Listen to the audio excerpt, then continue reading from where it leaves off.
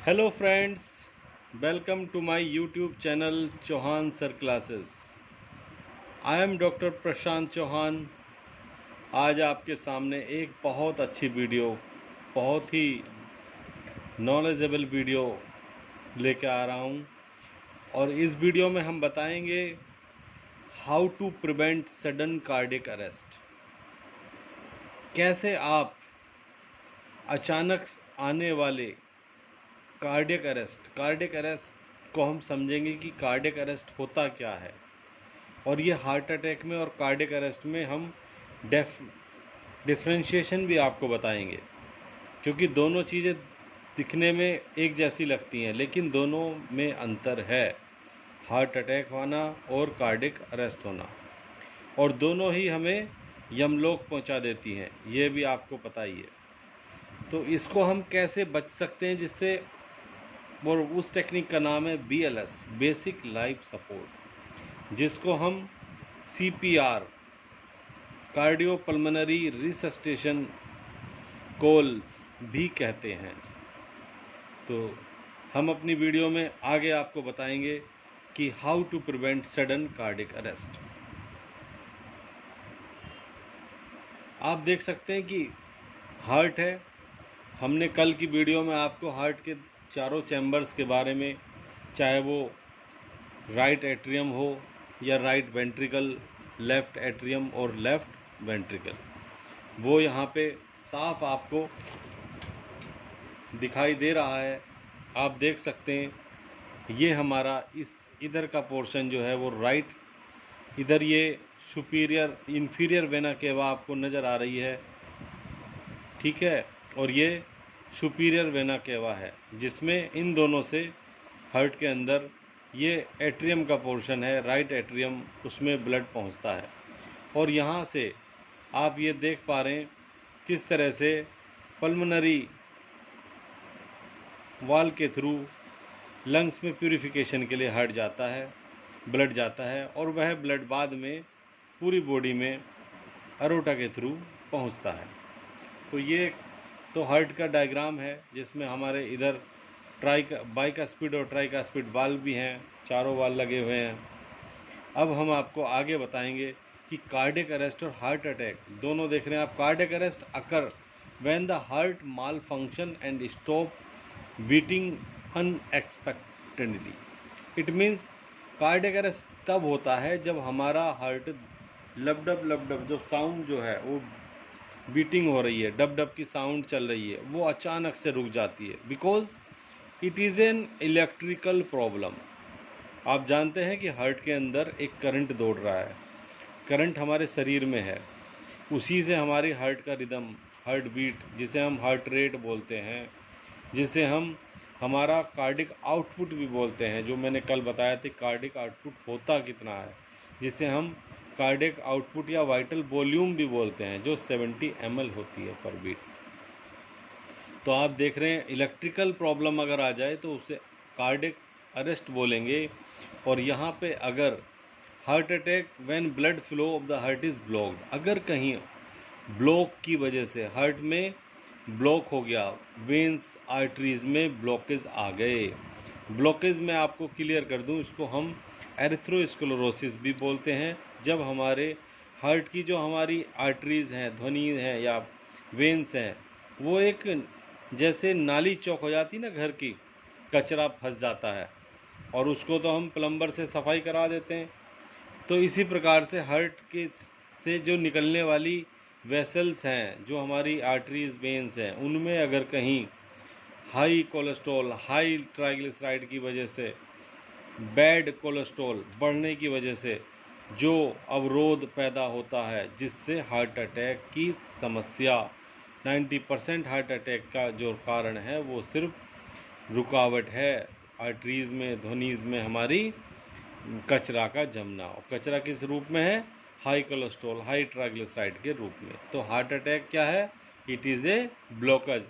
तो इसे हम बोल सकते हैं it is a plumbing issue of human body. Clear? Heart attack is a circulation problem, जब हमारा सर्कुलेशन बंद हो गया है। अब हम बात करते हैं आगे। अब इस स्लाइड में आप देख रहे हैं in this slide is showing know the difference sudden cardiac arrest and heart attack. These are the conditions: heart stop beating, unresponsive, abnormal breathing, electrical problem, heart is stopped, require CPR to keep blood flowing and an electrical shock to restart the heart. आपको याद होगा, फिल्मों में भी देखा होगा या reality में भी किसी ने देखा होगा, भगवान ऐसे वैसे किसी को ऐसी नौबत ना आए. होता क्या है कि आपने देखा होगा कि जब हार्ट में पेशेंट इस तरह का कोई होता है जिसे कार्डियक अरेस्ट होता है, तो हॉस्पिटल में क्या करते हैं, करंट के 2 हाथों में लेके इस मशीन होती है जो हमारी क्या करती है, CPR का एडवांस वर्जन, यानी CPR तो हमारा मैनुअल भी होता है, लेकिन उसके बाद जब हॉस्पिटल में पेशेंट चला जाता है तो उसको बोलते हैं फाइब्रिलेटर. तो वो जो है लगाने के बाद झटका लगता है और फेफड़ों द्वारा जो है फेफड़े हमारे लंग्स जो हैं वो अचानक से चलने लगते हैं, जिससे हार्ट जो है चलने लगता है. तो ये एक सडन कार्डियक अरेस्ट है जिससे हम बचते हैं. लेकिन ये 8 मिनट यानी 5 मिनट का खेल है. इसमें ज़्यादा टाइम है नहीं इंसान के पास. तुरंत जो है इसमें हार्ट अटैक द्वारा मृत्यु हो सकती है. अब हम बात कार्डियक अरेस्ट द्वारा, अब हार्ट अटैक की बात करते हैं. तो इसमें हार्ट देख रहे हो यहाँ पे क्या, हार्ट स्टॉप ब्रीथिंग, यानी कि जब आप रेडियल आर्टरी, ये देख रहे हो आप, ये है ये है रेडियल आर्टरी, ये देखो, ये इस जगह हम ये रेडियस यानी कि थंब की तरफ यहाँ हम फील करेंगे आप कभी भी, तो आप देखेंगे धक धक धक की आवाज़ मिलेगी. तो इसमें क्या है, ये स्टॉप बीटिंग इसमें मिलेगी ही नहीं. यहाँ क्या नहीं मिलेगी, यहाँ कोई भी साउंड यहाँ नहीं मिलेगी. कार्डियक अरेस्ट में अचानक से बंद हो जाती है.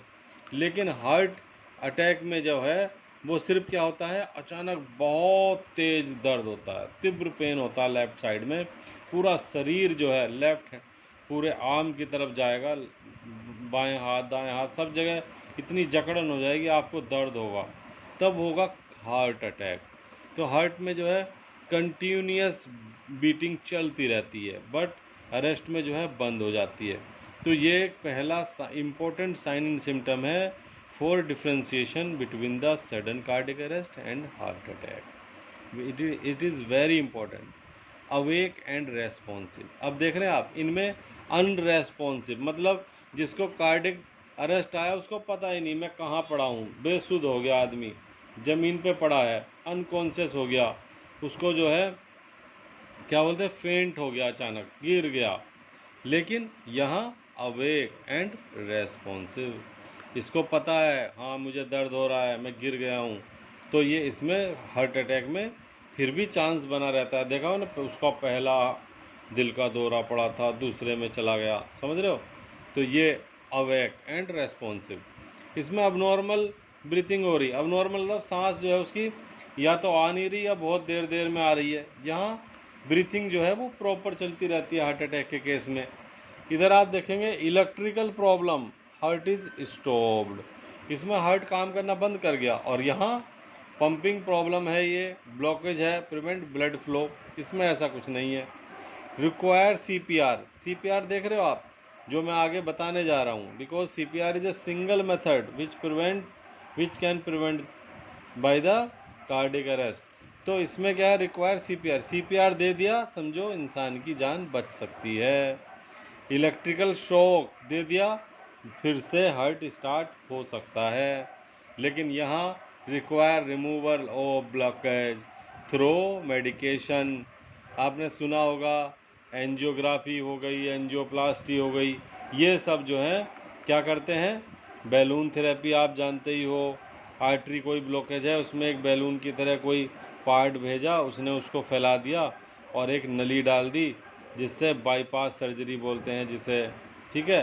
तो ये हम हार्ट अटैक का ट्रीटमेंट के लिए सर्जरी द्वारा ठीक होता है. अब हम आगे बात करेंगे अपने कंप्रेशन ओनली लाइफ सपोर्ट, जिसे कोल्स बोलते हैं. COLS is a method of BLS, basic life support, या जिसको हम बोलते हैं हमारा CPR. अब ये क्या क्या करना है, इसमें सबसे पहले इसके कुछ मेथड्स हैं, जान लीजिए. सबसे पहले शीघ्र पहचान, अर्ली रिकग्निशन एंड एक्टिवेशन. सबसे पहले तेज़ी से उसको पहचानो, मदद के लिए कॉल करो। उसके बाद शीघ्र छाती को दबाना होता है, अर्ली चेस्ट कंप्रेशन, और कितनी बार दबाना है वो भी मैं बताऊंगा। फिर अर्ली ट्रांसफ़र, भाई ऐसा नहीं कि छाती दबाते ही रह गए, उसको छाती दबाएंगे जैसे इंसान कॉन्शियस हो गया तभी उससे पहले ही फ़ोन कर देंगे 108 या 100 नंबर पे, तुरंत एम्बुलेंस आएगी, हॉस्पिटल ले जाएंगे पेशेंट को। और ऐसा पेशेंट आपको अधिकतर सड़क किनारे पड़ा हुआ मिलेगा। कार्डियक अरेस्ट जो है वो कॉमन होता है आजकल, अब 50 ईयर्स एज। अब हम बात करेंगे कब करना है कॉल। कॉल का मतलब ये भी समझो कब कॉल करनी है।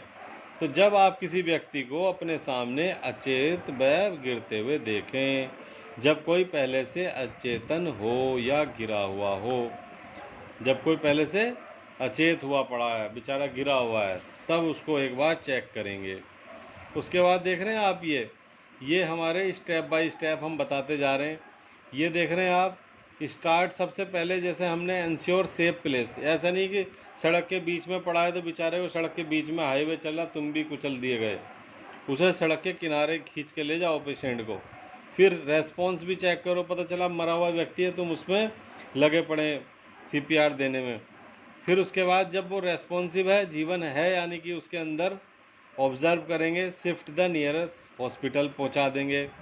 और वो अगर नॉन रेस्पॉन्सिव है, इसका मतलब साइन है किसका, कार्डियक अरेस्ट का, तब उसको हम क्या करेंगे, बहुत ज़ोर से चिल्लाएंगे, हेल्प हेल्प, कॉल करेंगे 108 पे इमरजेंसी नंबर पर, और चेस्ट कंप्रेशन स्टार्ट कर देंगे। और चेस्ट कंप्रेशन क्या करेंगे, चेस्ट कंप्रेशन में हम क्या करेंगे, चेस्ट कंप्रेशन में हम पहला स्टेप, दूसरा, तीसरा, चौथा, पांचवा, 5 स्टेप करेंगे, और every step having 30 times compression, 30 बार, यानी कि वो टोटल कितना हो गया, 30 × 5, it means 150 times chest compression करते रहेंगे। और ये जो 30 चेस्ट कंप्रेशन है, ये लगभग 1 मिनट के अंदर होना चाहिए 30 टाइम, या कोशिश करो कि 30 सेकंड में ही कंप्लीट हो जाए, तो हो नहीं पाता है, इसलिए 60 सेकंड में तो कर ही लो। और ये कंप्रेशन कर लिया, उसके बाद चेक द रेस्पॉन्स, भाई देख तो लो इससे कुछ फ़ायदा मिला, अगर फ़ायदा मिला इतने एम्बुलेंस आ जाएगी, और वहाँ पे जो है क्या होगा, उसका प्रॉपर ट्रीटमेंट उसको पेशेंट को मिल जाएगा, और हम कैजुअलिटी से उसे बचा लेंगे। ठीक है भैया, अब हम आगे बात करते हैं। ये हमारे वही पार्ट थे, मोबाइल का उपयोग कैसे करना है, सही स्थान को कैसे ले जाना है, छाती का कंप्रेशन कैसे करना है। अब ये देखो, identification of position for chest compression, किस जगह, ये देख रहे हैं स्टर्नम पोर्शन है, इधर रिब्स हैं, तो ये दोनों हाथों का सपोर्ट, ये देख रहे हैं स्टर्नम से 2 उंगली ऊपर, और दोनों हाथों को इस तरह से ये पोजीशन मैं आपको दिखा रहा हूँ, ये देख रहे हैं आप, ये पोजीशन रहेगी।